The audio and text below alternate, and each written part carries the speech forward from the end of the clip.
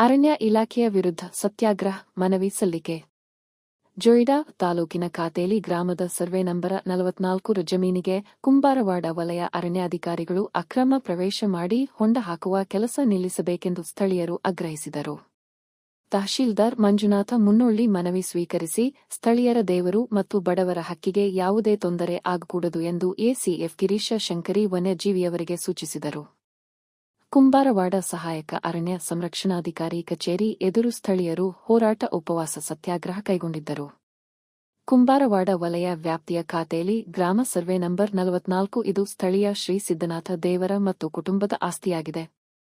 ಇದನ್ನು ಅರಣ್ಯ ಇಲಾಖೆಗೆ ಹೊಂಡ ಹಾಕಿ ಗಿಡ ನೆಡುವುದನ್ನು ಬಂದ ಮಾಡುವಂತೆ ಸ್ಥಳೀಯರು ಆಗ್ರಹಿಸಿದ್ದಾರೆ.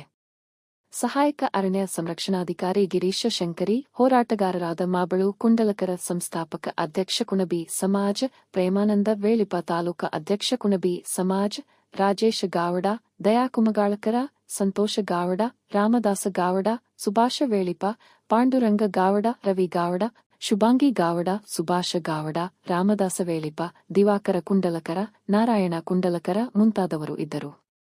ಕೆಲಸ ನಿಲ್ಲಿಸುವಂತೆ ದೇಶಪಾಂಡೆ ತಾಕೀತು. ಅರಣ್ಯ ಇಲಾಖೆ ಜಬರದಸ್ತಿ ಹೊಂಡ ಹಾಕುತ್ತಿದ್ದನ್ನು ಸ್ಥಳೀಯರು ಶಾಸಕ ಆರ್.ವಿ. ದೇಶಪಾಂಡೆಯವರ ಗಮನಕ್ಕೆ ತಂದಿದ್ದಾರೆ. ನಂತರ ದೂರವಾಣಿ ಮೂಲಕ ಅರಣ್ಯ ಅಧಿಕಾರಿಗಳಿಗೆ ಸೂಚನೆ ನೀಡಿದ್ದು ಕೂಡಲೇ ಕಾಮಗಾರಿ ನಿಲ್ಲಿಸಲು ಸೂಚನೆ ನೀಡಿದ್ದಾರೆ ಎಂದು ತಿಳಿದುಬಂದಿದೆ.